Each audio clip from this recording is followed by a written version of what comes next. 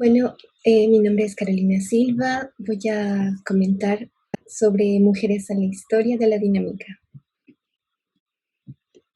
Me gustaría concentrarme en el tema de teoría del caos y el gran aporte que realizaron acá tres grandes mujeres. Y como ya comentó mi compañero anteriormente, pues en los sistemas de caos podemos encontrar sistemas dinámicos complejos con comportamientos muy sensibles a las variaciones en las condiciones iniciales. Todo el tiempo hemos estado alrededor, o sea, todo el tiempo estuvimos con estos sistemas y, y quiénes fueron los que realmente trajeron la teoría del caos como tal, fundamentaron cuál fue el experimento, cómo se llevó a cabo todo esto.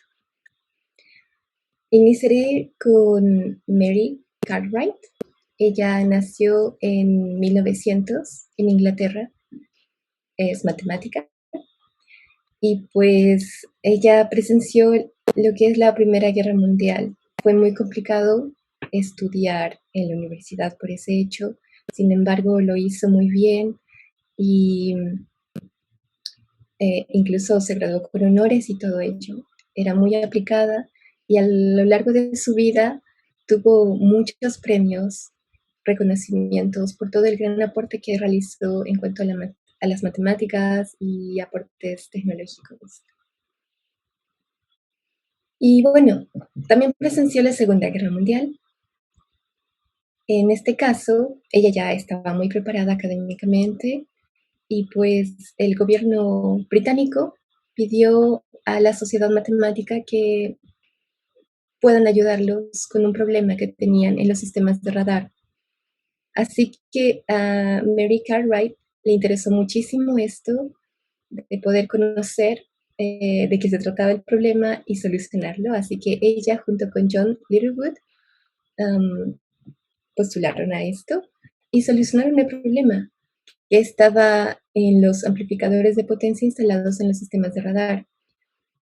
En la Fuerza Aérea pensaban que los componentes de esta máquina estaban defectuosas y todo ello. Sin embargo, ese no fue el problema. Encontraron que a medida que la longitud de onda de las ondas de radio se acorta, su rendimiento dejaba de ser regular y periódico. Entonces, esto lo convertía en inestable e impredecible. Esto trajo dos buenos resultados. El primero es que los ingenieros ya sabían cuál era el error y que este sistema de radar pueda funcionar en ciertas frecuencias. Y el segundo es que descubrieron el primer atractor extraño bajo la ecuación de Van der Pol. Y lo comentaron en una conferencia en 1942. El resultado fue aplaudido porque se solucionó rápidamente el problema en un momento crítico en la Segunda Guerra Mundial y todo ello. Sin embargo, muchos comentaron que ese descubrimiento fue para para ese problema, para esos sistemas de radar, algo que, bueno, la Segunda Guerra Mundial ya había terminado, o sea, ya no podía efectuarse nuevamente. Así que no fue muy valorado ese descubrimiento. Y pues en esta misma época está Edward Lorenz. Él es un matemático y también reclutaron para la Segunda Guerra Mundial a personas que conozcan de estos temas o capacitarlos sobre meteorología. Así que él aprendió de meteorología para poder apoyar en esta situación y al volver de la guerra decidió dedicarse con un estudio de doctorado. Así que su investigación se concentró en la simulación computarizada básica de la atmósfera de la Tierra, ya que como él estaba en ese momento, o sea, en la realidad, en lo que y cómo sucede y lo difícil que fue pronosticar el clima, decidió investigar esto, de poder simularlo y estudiarlo y pronosticarlo. El programa tenía acceso a un computador, el LGP30, que era el tamaño de un escritorio, y para ese momento era como el mejor en el aspecto del tamaño, que puede estar en una oficina y es preciso. Y a pesar de que era ruidoso, pues lo utilizaron, y aquí es donde también salieron los resultados de lo que es la teoría del caos. Para iniciar esta investigación, Lawrence trabajó con Margaret Hamilton. Ella pues nació el 36 en Estados Unidos, es matemática y programadora. Ganó muchos premios, tuvo muchos reconocimientos a lo largo de su vida. Y pues Margaret, junto con Lawrence, en el experimento que realizaron bajo las 12 ecuaciones que propuso Lawrence con 12 variables, tenían gráficas que no tenían mucho sentido, eran repetitivos, no parecía nada real en cuanto al clima. Así que Lawrence hizo unas modificaciones y en lugar de graficarlas, decidieron plasmar los números como tal. Entonces, pues obtuvieron los números, decidieron hacer un segundo cálculo para validarlo y detectaron que no tenía los mismos resultados. Por ejemplo, el 25 que fue, o sea, como los números, perdón, el valor inicial para el segundo cálculo, la primera versión se obtuvo en el conjunto de datos números 50, se obtuvo algo muy distinto en la segunda versión. Y entonces no entendían qué es lo que estaba pasando, porque era tan diferente y ni siquiera los siguientes números, o sea, siguientes conjuntos de números se parecían. Era como muy complicado determinar qué es lo que estaba pasando, si la máquina estaba fallando, si las ecuaciones no eran las correctas y todo ello. Entonces, detectaron que cuando el computador imprimía los números, este lo redondeaba a 3 decimales. Entonces, algo tan pequeño provocaba un cambio muy brusco en el futuro, en los resultados. E hicieron otras pruebas y efectivamente es lo que pasaba. Y ya en otras pruebas, colocando los 6 decimales, al inicio los resultados se parecían muchísimo, pero no eran iguales.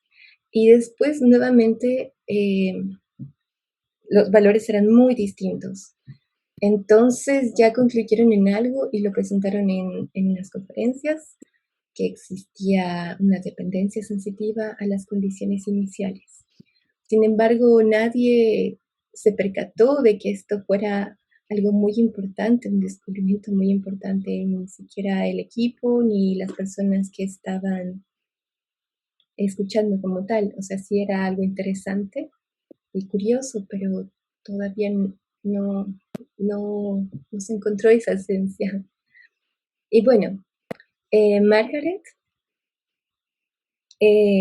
ella, si bien era matemática y era la primera vez que programó algo en un computador con Lawrence, aprendió muchísimo en varios lenguajes de programación. Ella era muy creativa y, y pues saltó a otros proyectos, un proyecto militar para la programación en otro ordenador, como también en el programa Apolo para la programación, o sea, liderando todo el equipo de programación en cuanto al módulo de mando y al módulo lunar. Y ella ha realizado muy grandes aportes en la ciencia y tecnología, en toda esta misión del Apolo y todo ello.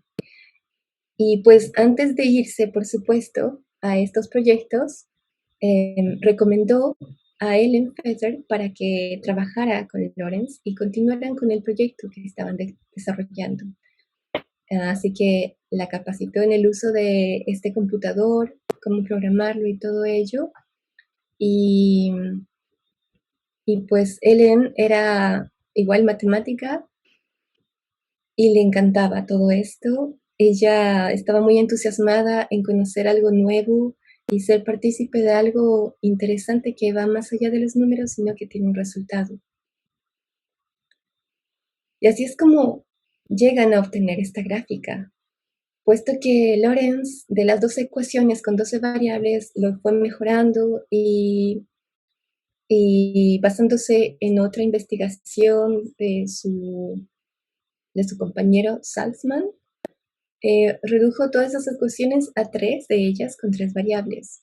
Y ambos, junto con Ellen Feather, lograron hacer el gráfico que ya conocemos, que igual lo dejo acá, donde efectivamente acá no existe o sea, no hay un atractor fijo, no están dentro de un bucle de repetición. Un punto X nunca va a pasar por el mismo estado. Y fue algo como asombroso y maravilloso donde ellos dijeron, ok, esto es algo distinto.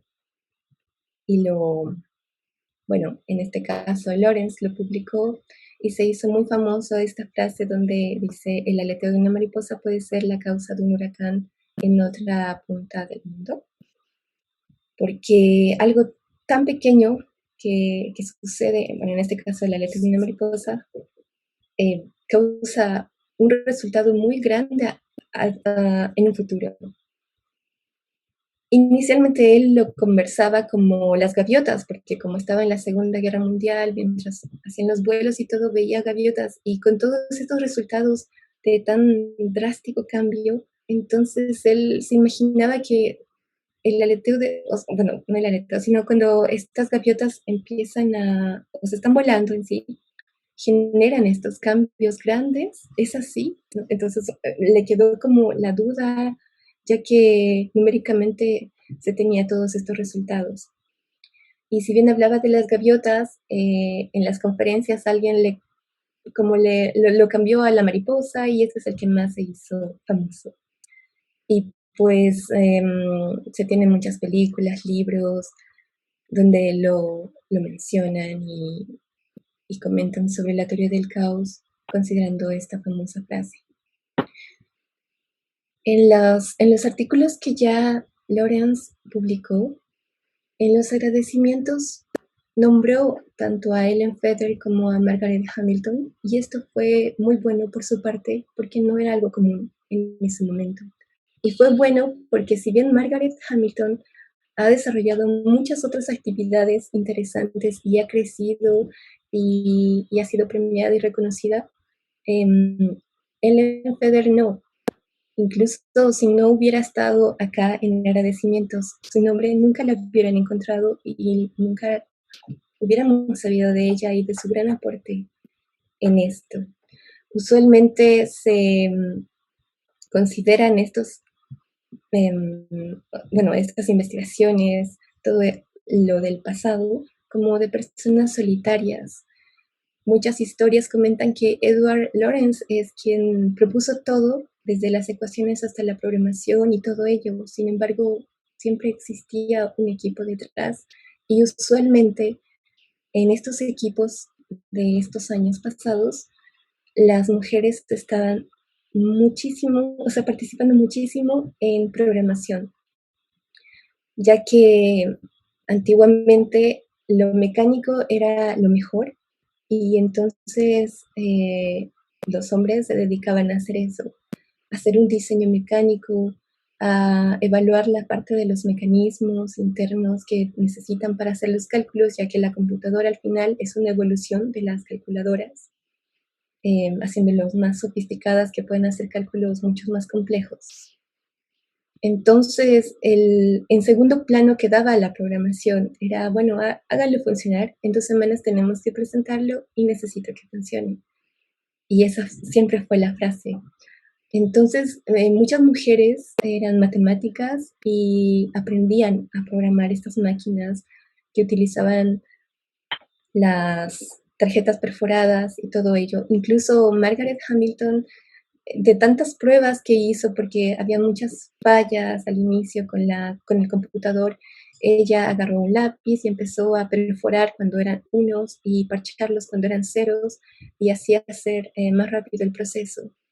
Entonces, muchas mujeres vieron la forma de hacer funcionar esto, las máquinas, me refiero a los computadores y todo ello, y dieron lugar a varios, o sea, contribuyeron en varias investigaciones, varios desarrollos tecnológicos, científicos, matemáticos, entre otros, y, y por la cultura antigua han sido omitidas, o muchas han publicado como anónimo, o solo colocando sus iniciales como Ada Lovelace, donde era AAL, porque temía a que no la tomaran en serio viendo el nombre de una mujer y no ni siquiera leyeran lo que escribió. Entonces eso ocurría antes, y si bien ahora las estamos renombrando y conociendo mucho más, ha sido también en gran parte de personas como Lawrence, que reconocía el gran trabajo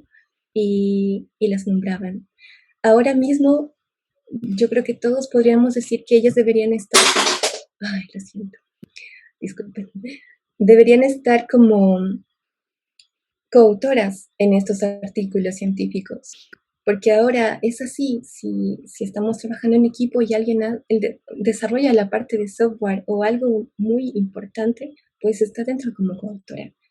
Y pues eso, yo creo que es muy importante conocerlas, saber el desarrollo que tuvieron que antes no las pudimos ver, pero ahora sí, y nombrarlas. Y pues hicieron un enorme trabajo. Y eso es todo. Muchas gracias. Muchas gracias, Carolina, y gracias por hablar de este tema. Muy buena la presentación. Y así es, bajo todos los estándares de hoy en día, Ellen Feder y Margaret Hamilton habrían sido coautoras en ese paper tan importante de Ed Lorenz, que gatilló toda la teoría del caos. Así que es importante seguir nombrándolas, sobre todo cuando citemos ese paper. Sí, sí, de hecho, yo creo que ella, Ellen Feder, es la que, bueno, ese fue su momento más importante, porque después dejó todo el mundo de la programación, se casó. Fueron épocas difíciles, efectivamente, para las mujeres, pero ahora, ¿por qué no nombrarlas como una mujer? Sí. Yes.